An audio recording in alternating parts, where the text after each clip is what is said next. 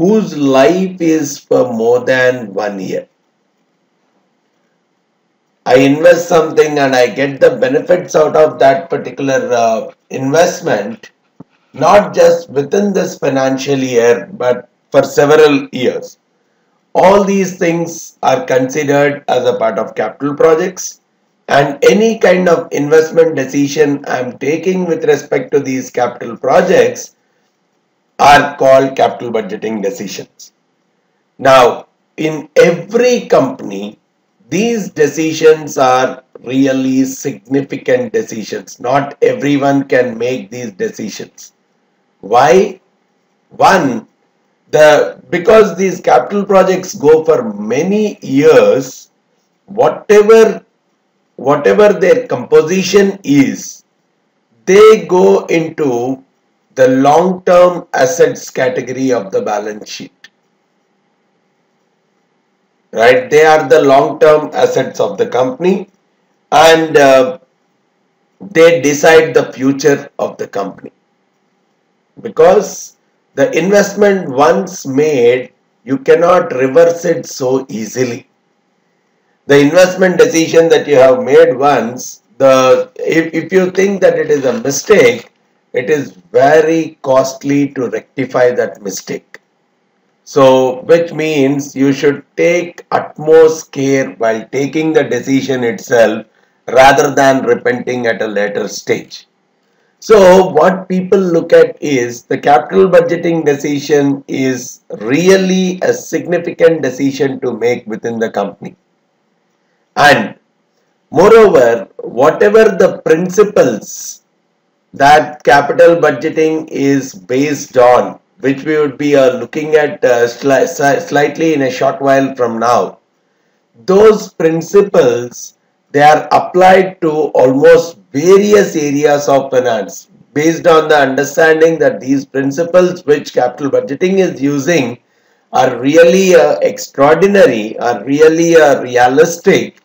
The principles of capital budgeting are used today in various spaces of finance where we are valuing working capital. The same process, the same principle of capital budgeting are applied in working capital decisions. In kinds of different leasing decisions also the same principles are getting applied. The mergers and acquisitions, similar kinds of principles are getting applied, which mean the concepts and principles of capital budgeting are so robust that they are finding their applications in almost different fields of finance. And even the valuation mechanisms which are used, which we would be discussing later, the valuation mechanisms, the net present value method. So these kind of valuation mechanisms which are used in capital budgeting, they are used even in security analysis. In the investment space also they are used very heavily. So they are used in security analysis, they are used in portfolio management kind of areas. And the kind of interlinkage is so that even the innovations that are happening in these areas are slowly coming into the capital budgeting, which means there is a lot of interlinkage that is existing between capital budgeting decisions and the valuations of the companies as such. So it's very much important for us to understand the importance of capital budgeting, how to make a capital budgeting decision, because it plays a very important role in the future of the company. So just to understand, or just to get started with the understanding of capital budgeting, I am going to look at the process. The first step which I am looking at is the process of capital budgeting. And we see that some capital budgeting projects could be very complex. The decision could span multiple brainstorming sessions, multiple evaluation sessions, because of the complexity and because of the heavy cash flow that is involved in that. And but generally when I look at the overall process, okay, we can look at it as a 4-step process. The step 1 idea generation. Generate the ideas where to invest. So probably from a company's perspective, probably it can come from some department, it can come from some individual, or it can be coming from the top management, anyone, or it could be an external idea altogether. So the first part is generate different sets of ideas which require some kind of an investment to pursue. Once the ideas are there, then we talk about analyzing or evaluating that individual ideas. Analyzing the proposals relating to different kinds of ideas, wherein we are more looking at the cash flows.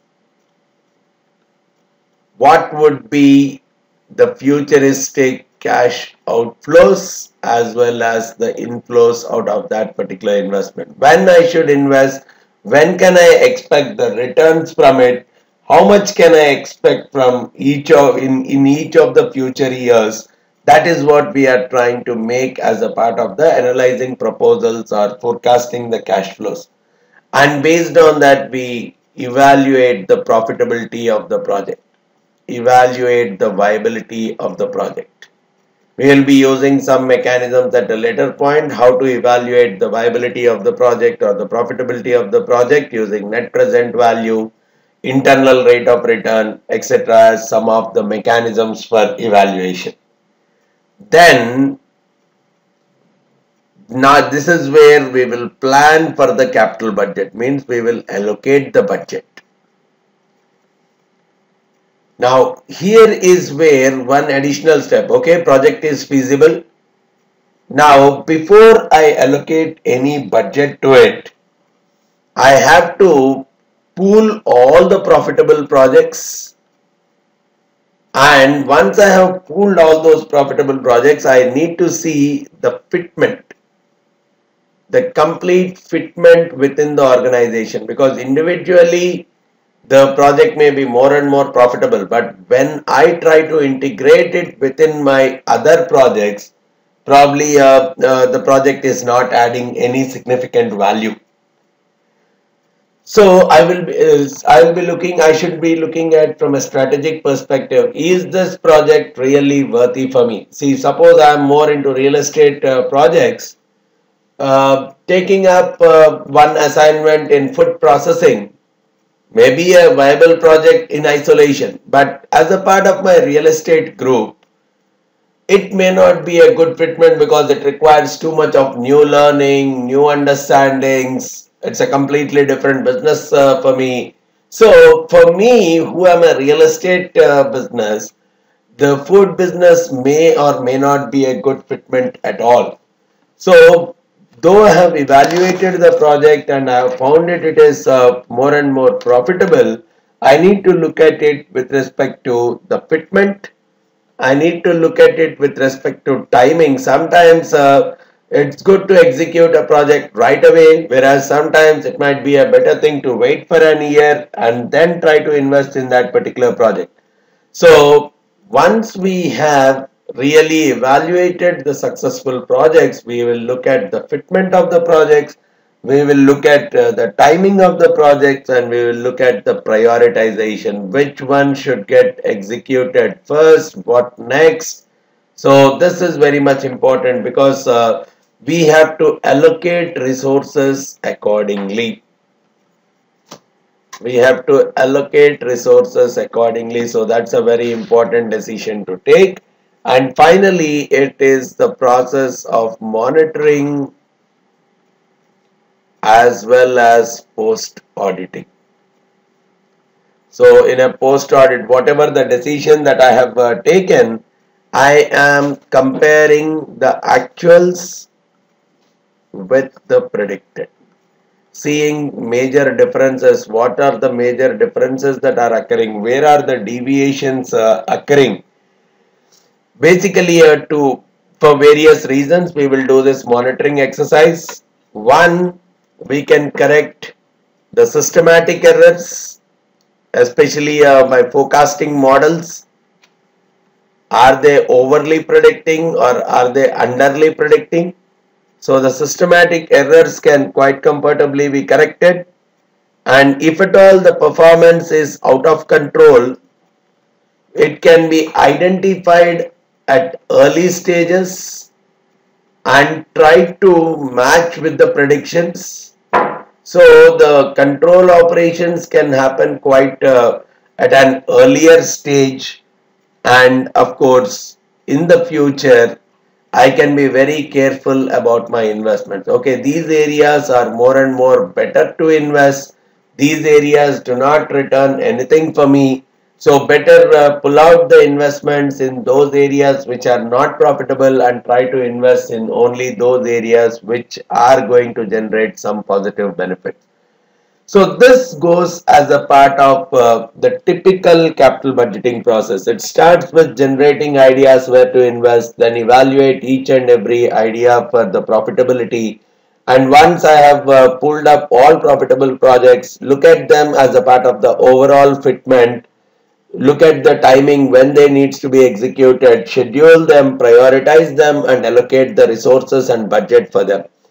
Once that entire activity is done, now it's a process of monitoring and auditing the project to make sure that you know what are the mistakes that have happened, you know what are the improvements that need to be done out of that exercise, and you know how the investments can be made in the future as a learning from that particular exercise.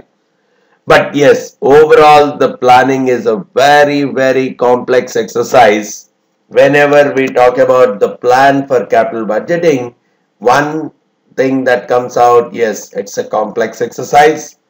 It requires many people to typically get into the decision making process. It requires understanding of various fields. Probably I may have to understand the marketing department. How do I market the product? I need to understand the engineering that typically goes into that particular product, the science behind the development of the product, and even the regulations, the taxations, almost wide varieties of areas needs to be understood, and even the behavioral related issues. How are customers going to react to this particular product?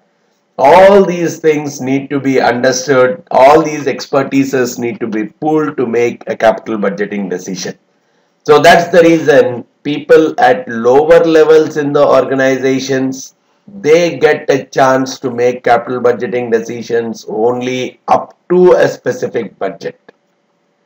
They can't make all capital budgeting decisions. Only low to moderate kind of budgets would be allowed for the lower level management to take decisions on.